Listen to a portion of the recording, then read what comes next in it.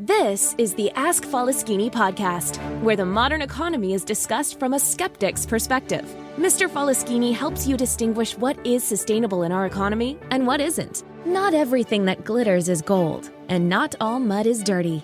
The podcaster Mr. Faleskini provides no-nonsense advice. He had it all, lost it all, went bankrupt multiple times, and is now attempting to come back from zero with sustainable growth.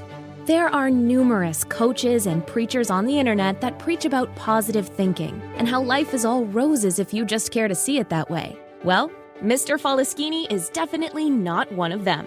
We recommend you ask Faleskini to keep it real. He discusses the darker side of the current economic reality, the side that's more important for your personal and business finance. His first intention is to help you keep what you already have. Not to be a complete party pooper, Mr. Faleskini will also hint at the earning opportunities in the economy today. In order to please the almighty algorithm, please like, share, and subscribe. And now it's time to start taking notes. The mic goes to the podcaster, the one and only Mr. Faleskini. Welcome to the Ask Faleskini podcast with a guest. I'm proud to present Mayim Vega. Mayim is a holistic life coach. Mayim, please tell us more about yourself. What is your story? Hello, Mr. Peter Faleskini. Thank you so much for the honor of this time that I have to spend with you and your audience. Basically, my story of how I got to become a holistic life coach. Well, let's start with, I think, I always like to start with my previous career. Because it's kind of about it's about my entrepreneurial journey. The fact that I became a holistic life coach is tied to my entrepreneurial journey. Yes. So before I got married, I was my last career was I was a computer scientist at the NASA Ames Research Center in Moffett Field, California. And then in 2003, I got married. And then 9 months later, I had my first baby. And after I had my first child, I took some time off, the 6 months or whatever that they allow in America. By the way, can I ask what country you're in? I'm currently in Italy. You're where? Where you at? Huh? I can't hear you. Sorry. Italy. You're in Italy. Okay, Yeah. Great. Awesome. That's very interesting. So I had my first baby, and after 6 months I went back to work and I put him in childcare, and NASA had great childcare because it was right next to NASA. I came out of the security gate and then the childcare was right there. So I could like breastfeed my child on my lunch and then go back to work. It was really very convenient. But it felt unnatural to be separated from my 6-month-old baby for most of the day, So I was like, I really want to be a stay-at-home mom, work from home mom. And I learned about entrepreneurialism in high school. And I didn't really know anyone that was an entrepreneur, but I was like, if it can be done, I will do it because I'm smart. I can do it. If I can be a computer scientist at NASA, I can work from home. Why not? Right. So I became an entrepreneur, and then I had another child, and my first business was as actually digital marketing for high tech companies. I guess my NASA background really helped me transition into that. So I was in Silicon Valley, where there's a lot of different startup, tech companies. And so I did digital marketing for mostly like IT companies, cybersecurity, big data storage, stuff like that. And then I had my second child, and I thought I was healthy, and I was I was a vegetarian, mostly vegetarian, kind of trying to be vegan. And then I started getting these excruciating migraines, just, really terrible headaches. And it got, I was taking the Tylenol and all those over-the-counter stuff at first. And then eventually they didn't work anymore. So it got so bad. The pain was so bad that in the middle of the night, I thought I was going to die. And I went to the emergency room, and the doctor thought I had a brain tumor. And so they did a bunch of tests on me at the hospital. And at the end, I was there all night. And then at the end, she said, "Oh, well, we did all these tests on you, but we couldn't find anything wrong with you. So here's some strong painkillers. Bye." So I was like, wow, I think I'm dying here. You thought I had a brain tumor. Now you're telling me there's nothing wrong with me. Like, how could there be nothing wrong with me if I'm in such excruciating pain? This is not normal. This is not normal, state of being for a person to be in this much pain where you can't sleep, you can't function, I couldn't work on my business, I couldn't take care of my children, nothing. And so that wasn't the only thing that happened in my journey, but that was like the last straw. That was when I finally put my foot down and I said, I was a professional and I trusted these medical professionals to be able to help me with my health issue, and they couldn't. So I said, well, if they can't do it, I'm going to have to do it myself. And so that's when I started studying, nutrition and herbalism and holistic health. I enrolled in the certification programs to do these things. And I couldn't go to a regular, like college because I was a stay-at-home mom, and I had to work at the same time. So I did these online certification programs, and I learned a lot. And I learned things that that medical doctors don't know. And I eventually learned the whole picture of why I'm very sick. I was very sick, and how to heal myself. The first thing that was wrong was, the main thing. Well, let's talk about the first thing. First thing I learned is that I was deficient in B12, the vitamin B12. So I started supplementing with B12, and I started feeling better, and my migraines went away. But then the question is, why am I deficient in B12? And then so when I learned more about nutrition and diet, I learned that vegans and vegetarians, they often are B12 deficient because the primary source of the vitamin B12 is from animal products. And there's really no historical vegan communities, except for one in India. But when they eat plants and vegetables and fruit and stuff like that, they don't wash them. So they have a very organic way of raising their food because they're not affected by the modern world. They grow their own vegetables and they don't wash them. So their vegetables and fruit are actually still covered with B12 from the insects that, go around the plants and, stuff like that. So that's why that specific vegetarian community in India, they didn't have B12 deficiencies. It's because they didn't wash their vegetables. Well, here in the Western world, we wash our things to death, and there's nothing on there anymore that is animal related, if you're vegan. And we have to because of all the pesticides, and, we live in a different world, and this, it's just very, very different. And so I learned that I had to start eating animal products again for better health. And that helped me so that I didn't have to substitute with B12 anymore. I could just start getting B12 from animal sources. But the last element of why I became, because not all vegetarians experience this terrible pain like I was experiencing, right? So there's some people who are vegetarian and they're just fine. And the reason why I discovered is because of my business. I was living a very stressful way of life. As an entrepreneur, I push myself hard. I'm a workaholic. I'm an overachiever. I want to do everything. Like right now, I have 7 children of my own. I take care of 2 more that are adopted. I homeschool, and I run a nonprofit and a health business, and I'll also still have my B2B business.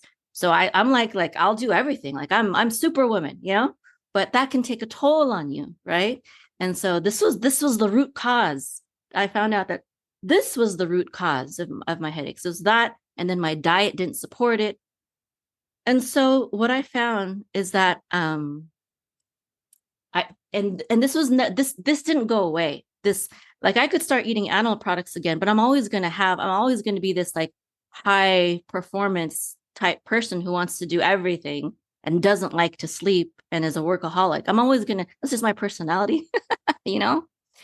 And so when I discovered life coaching, that's when I realized, my life is out of balance. I don't, my life coaches, I've had several, they helped me realize my life is out of balance. I need to prioritize certain things. They had me rate my, how grade myself. They had me rate myself in different areas of life, your personal fulfillment, your financial success, your family relationships, your marriage relationship, your health, your, leisure time, like your spiritual health. And I stepped back and I rated my life and I said, oh, okay. So I see this, I'm not balanced here. I'm pretty good here. I need to, and it wasn't a perfect circle. It was like, like this jig-jaggy thing. And when I started working with a holistic life coach, I learned to design my life to be more holistic, more like a smooth circle instead of this weird pointy, thing, where everything in my life was more balanced. And a lot of times we don't realize that, we might sometimes, as an entrepreneur, I'm like, oh, I want to build my business. I want to build my business. And sometimes I'm just like, oh, what can I do in terms of ads and better sales strategies and growing my team and stuff like that. But sometimes we don't realize what we really need to do is we need to get more leisure time, or we need to have more family time, or we need to improve our relationship with our spouse. And then when you do these things, actually these other things become better. We have better vibration. We have a better energy when we show up in our content generation, let's say, or when we're serving our clients. Because we're happier and we're more fulfilled, we can convey that we have that energy better to our clients through our marketing, through our ads. And it's like when you improve your life in different areas, it's like everything improves. And when you're in balance and you're only focusing on business or sales or something like that, but you're neglecting something over here, like in your marriage or your family, this is going to fail. This is not going to be as strong as it can be also. And so that's how, as an entrepreneur and as a businesswoman, as a professional woman, I saw that holistic life coaching is very, very important. And it's kind of like a luxury. It's like, oh, I don't really need a life coach. But, I think as entrepreneurs, we invest money in a lot of different things, right? We don't need a, an ads manager or something like that, but maybe they might do it better than us, right? We don't need a graphic designer. We could design it ourselves, but how good is it going to be? It's things like that. Or, just being able to have a third party look at your situation from a holistic perspective. I think it could be very, very powerful and insightful. And for me, it was very transformational. So that's why I added holistic life coaching to I started a second business after the digital marketing business, which is to do health and wellness. And that's really what I focus on more now, is the health and wellness aspect, and holistic life coaching and health coaching, with helping people maybe with diet or nutrition and herbs on how they can improve their performance or just their health and healing. So is that too long of an answer? Sorry. No, great. I like it how you explained everything, and I have a lot of questions, of course. You started in, let's say, high stress environment. I believe the computer science is not something that is low stress or can be considered low stress. And then you went into entrepreneurships. And of course, you were a workaholic. I believe that a lot of people that go into entrepreneurship is workaholics. And you also mentioned that their life is not balanced. Oftentimes, yeah. Yeah, my theory is that they are running away from other part of the life and they're running into business. And that is why they're workaholics, because they just tend to focus too much on business and not enough on leisure time, on family time, on their diet and similar. And as we know from psychology, all entrepreneurs have huge problem with authority. And that is also something that that is a common denominator in most of entrepreneurs. So you're also you have mentioned holistic life coach that have helped you. I would like to know your take. Does a holistic life coach need to be more accountability partner, or it needs to be more a cheerleader? More, what's the second one? Accountability partner or Cheerleader. cheerleader? Yeah. More, it needs to be more. I think cheerleader is part of it, but I think certainly accountability partner, and also someone that's not afraid to question you, not someone that just says yes, yeah. Like an employee can never be your life coach because they don't want to question you, right? Or a contractor, they don't want to question, like, no, you're the boss, I'm just gonna do whatever I say. A life coach, a good life coach, is going to be willing to question you and say, are you sure about that? Can you prove that to me? How does that work out? How are you going to do that? So that's another thing, is a life coach should be willing to be able to ask you hard questions, that other people might not be willing to. Like my husband or your wife might not be willing to ask hard questions because they want peace, they just want to get along. And but a life coach, I think it's their job to also ask some hard questions. Oh, and by the way, I wanted to comment that NASA is a nonprofit organization.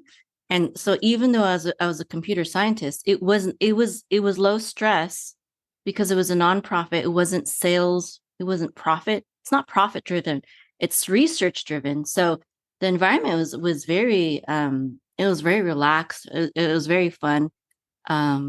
Unlike when I became an entrepreneur and working for companies, mostly startups, and they're very profit driven and they don't have funding from the government. So that, I think that's partly why it's more stressful, is because you're never sure, like you have to really work to make sure that your company will live to see another month or year, whereas NASA, it's like, oh yeah, the government will keep giving us money.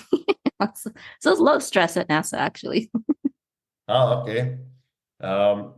So you mentioned in life coaching that someone needs to be able to ask tough questions.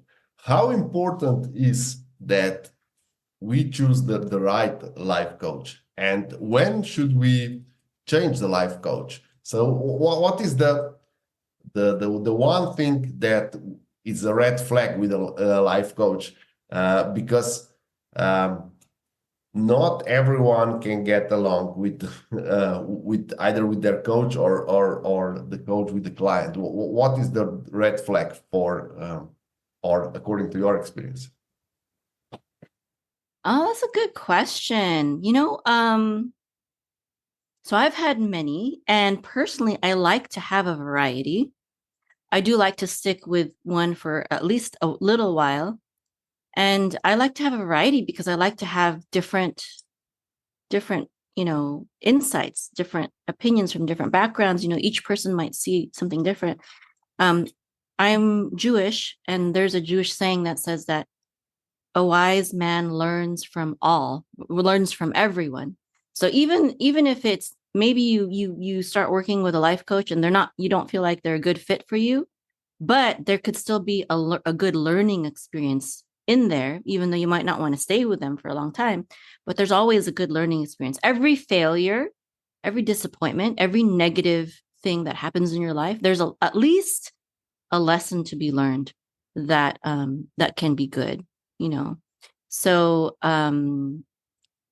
I think just let your own intuition guide you in that. Like I'm not sure about the red flags, but so I guess some things that I look for is do our values line up? Do we care about the same kinds of things? I think that's one thing. Are they trying to push me into a direction that I do not want to go?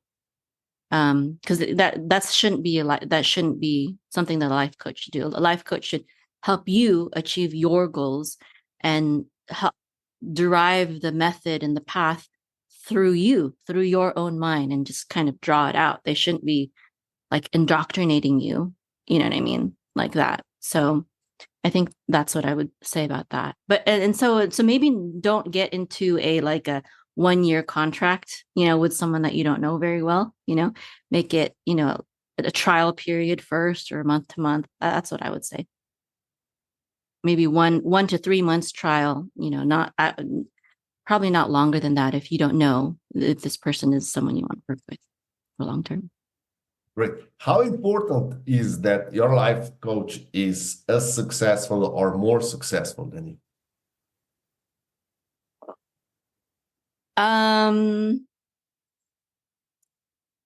So let me see. You know what? One of my favorite I don't know how successful, I don't know, honestly, I don't know. We don't compare wealth or anything like that. So, but you know what I do want to know is, this is personal. This is me, right? Usually I want my life coach to be in a healthy marriage. And I feel like if they are divorced or single, and this is just me, I'm not saying everyone has to believe this way. This is just my personal criteria, that they might not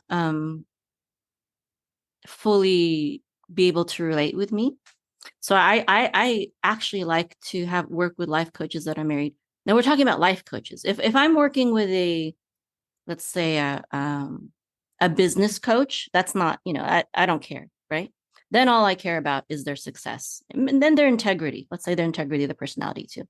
But when it comes to a life coach, I want them to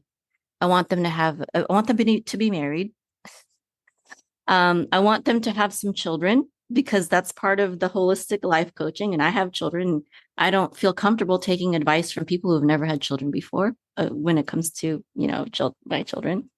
And they are also always, at least for me, they're also entrepreneurs.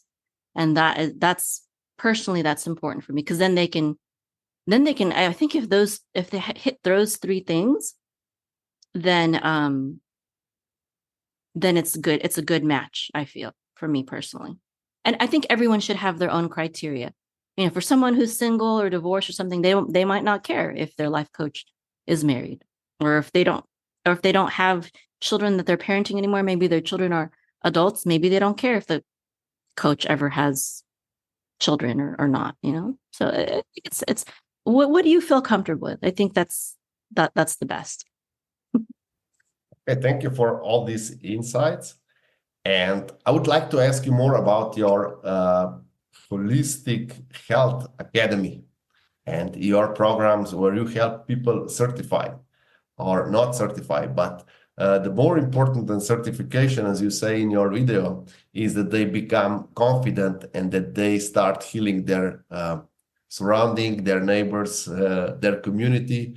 And of course, they can get online after that. So can you tell us more about this program? Why did you start developing a program like this? What led you into that? Yeah, so I developed my program because I felt, and the program is quite new. So I've been in business. I've had my website, aruga.com, up since 2009, but the certification program is only since 3 years ago. So it's about 2021 or so, about 3 years. Yeah. And maybe 4. I'm not sure now. I don't remember the exact date. I'm sorry. But the certification program is fairly new. And the reason why I created it is, well, I think with the onset of COVID, I had a lot of people, including medical doctors, telling me that I need to not just coach people, but teach people, how to do what I do. And with COVID going on, I felt like, yes, I think they're right. I think this is a good time to start it.